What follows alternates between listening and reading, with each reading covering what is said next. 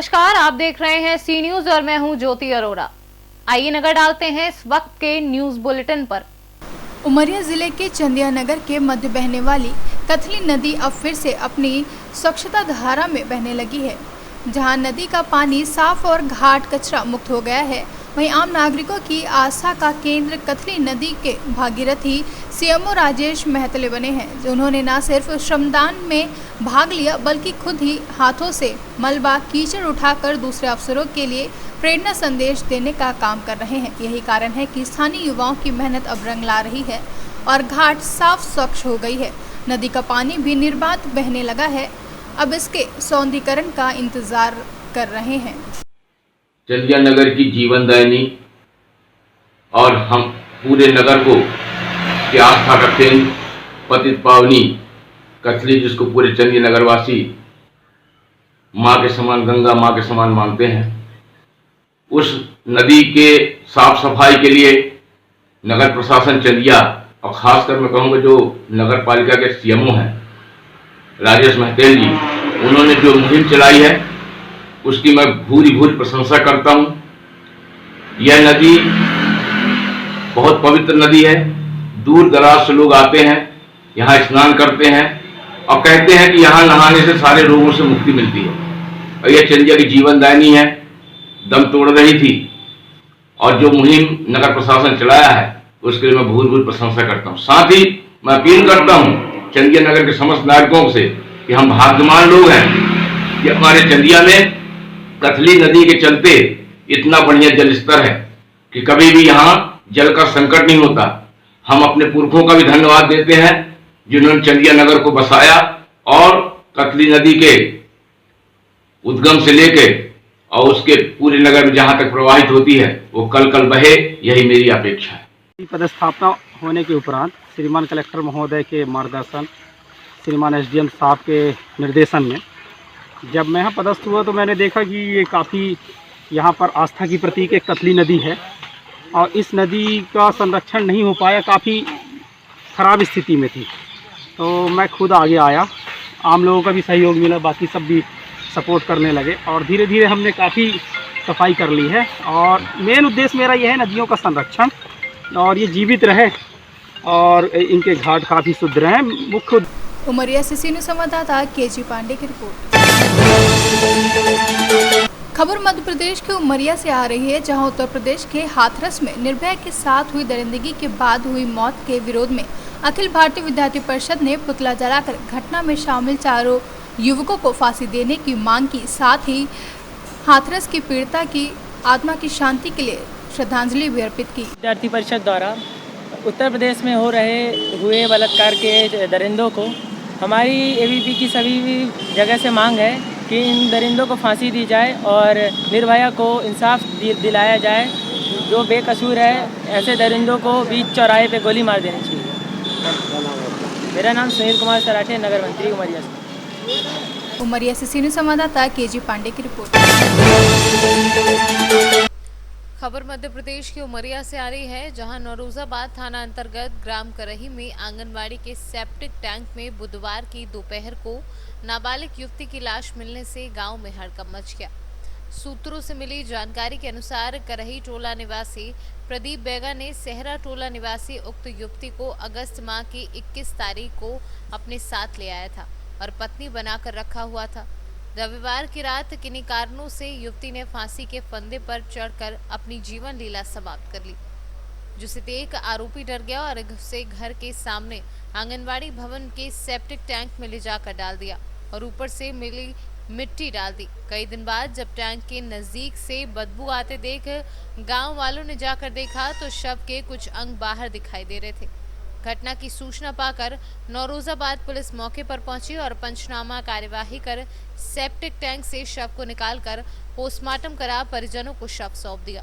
पहले प्रदीप बेगा करही टोला का एक लड़का था जो सेहरा टोला से पूनम बेगा को उसके घर से भगा कर ले आया था।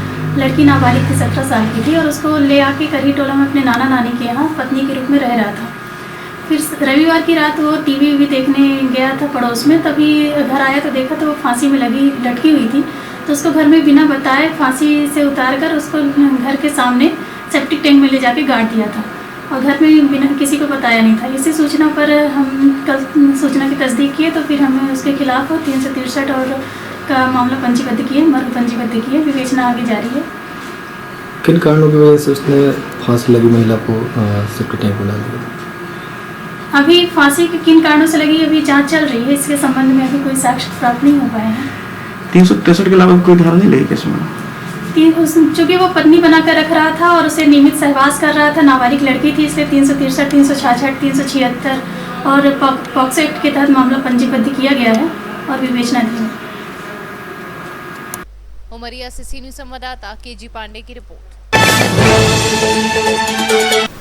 टीकमगढ़ जिले में आज गांधी जयंती के अवसर पर कांग्रेस पार्टी के द्वारा किसान बिल के विरोध में कांग्रेस कार्यालय से कलेक्ट्रेट तक रैली निकाली गई, जहां कलेक्ट्रेट पहुंचकर राष्ट्रपति के नाम कलेक्टर को ज्ञापन सौंपा गया।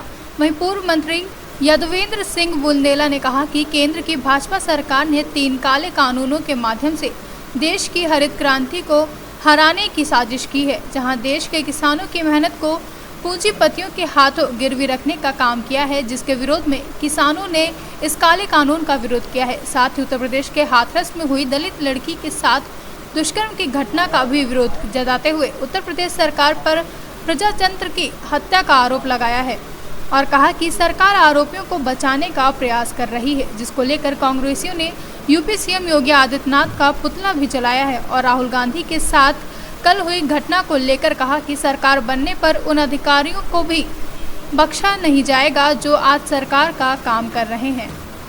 टीकमगढ़ से सीनो संवाददाता गिरीश कुमार खरे की रिपोर्ट।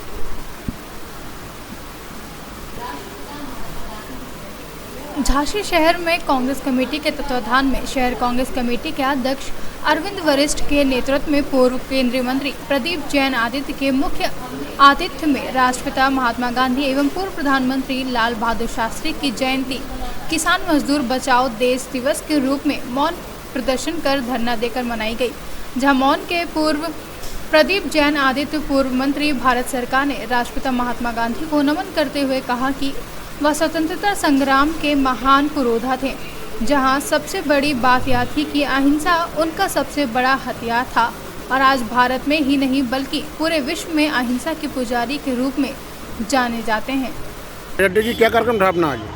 देखिए, राष्ट्रपिता महात्मा गांधी और प्रधानमंत्री हमारे लाल बहादुर शास्त्री की जयंती पर हम लोगों ने आज यहाँ एक मौन प्रदर्शन किया है। हम लोग मौजूदा सरकार है जो किसानों के लिए बिल लाई थी और आज जयंती को हमने किसान और मजदूरों के लिए विशेषकर रूप से मनाया है और उस किसान बिल का विरोध किया है, क्योंकि मोदी सरकार किसान और मजदूरों को और कमज़ोर करने का काम कर रही है, जो कांग्रेस पार्टी होने नहीं देगी। हम इस बिल का पुरजोर विरोध करते हैं। आज कौन कौन लोग उपस्थित रहे भाई साहब?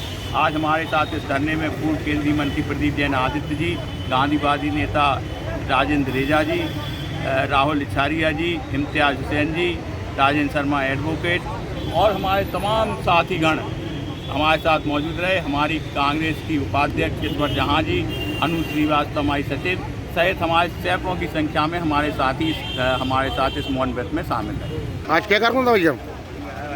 राष्ट्रपिता महात्मा गांधी और लाल बहादुर शास्त्री की जयंती थी। शहर कांग्रेस कमेटी के अध्यक्ष भाई इम्तियाज़ हुसैन जो पूर्व अध्यक्ष हैं और जो वर्तमान में अध्यक्ष हैं हमारे जुझारू अरविंद वशिष्ठ जी के नेतृत्व में एक मौन सभा हुई और उसका लक्ष्य यही था कि जिस तरह ये नापाक लोग प्रदेश की सत्ता पे काबिज हैं, जहाँ एक और बेटियों पे अत्याचार हो रहे, बलात्कार हो रहे, ऐसी सरकार को सुनाने के लिए हम गांधीवादी ढंग से मौन हैं ताकि उन्हें इस प्रदेश की चीज़ें सुनाई। झांसी से सीनियर संवाददाता राजीव सक्सेना के साथ कैमरा पर्सन प्रभात साहनी की रिपोर्ट। झांसी जिले में राष्ट्रपिता महात्मा गांधी की जयंती पर नागरिक सुरक्षा संगठन के कोतवाली प्रभाग के नेतृत्व में इलाइट चौराहे पर वाहन चालकों को मास्क वितरण किया गया, जहां उप नियंत्रक नागरिक सुरक्षा संगठन मुनीश कुमार गुप्ता ने बताया कि आज के दिन हमारा लक्ष्य लगभग 20,000 मास्क बांटने का है। वहीं जो वाहन चालक बिना मास्क लगाए हुए जा रहे हैं उन सभी को मास्क पहनाया गया। जहां उन्होंने लोगों से अपील की कि वे बिना मास्क के घर से ना निकलें। इसके अलावा सोशल डिस्टेंसिंग का भी पालन करें ताकि सभी मिलकर कोरोना की इस जंग को जीत सकें। इस अवसर पर अंकुर भट्टा सहित नागरिक सुरक्षा संगठन के तमाम पदाधिकारी भी मौजूद रहे। भाई आपका नाम? मनोज वर्मा। बट आपका मंडप क्या है आप? सहायक उप नियंत्रक नागरिक सुरक्षा। आज इलाज चौराहे पर क्या कार्यक्रम रहा सर? आज का कार्यक्रम मास्क वितरण का कार्यक्रम रखा गया। जैसा कि हम सभी जानते हैं, आज गांधी जयंती का अवसर है, शास्त्री जी का भी आज जन्मदिन है। इस उपलक्ष्य में नागरिक सुरक्षा झांसी ने यह फैसला किया कि आज बड़ी संख्या में इलाज चौराहे पर मास्क वितरण किया है ताकि लोग कोरोना से बच सकें। ये उद्देश्य है। मेरा नाम अंकुर भट्टा है। आज क्या कार्यक्रम रहा आपका इलाज चौराहे पर? हम लोग 2 अक्टूबर गांधी जयंती, लाल बहादुर शास्त्री की जयंती के उपलक्ष्य में आज हम लोग कोरोना को हराने के लिए, कोरोना का खात्मा करने के निरंतर जो प्रयास चल रहे हैं उसी के मद्देनजर देखते हुए हम लोग आज यहाँ इलाज चौराहे पर मास्क वितरण का कार्यक्रम कर रहे हैं। निरंतर जो हमारा चालू है, लगभग अभी हम लोग 2.25 लाख मास्क बांट चुके हैं और निरंतर चलता रहेगा। हम लोगों का आखिरी अथक प्रयास रहेगा कि कोरोना की आखिरी बूंद को भी इस देश से मिटाना है और हमें हिंदुस्तान को जिताना है। झांसी से सीनियर संवाददाता दीपक चौहान के साथ कैमरा पर्सन प्रभात साहनी की रिपोर्ट।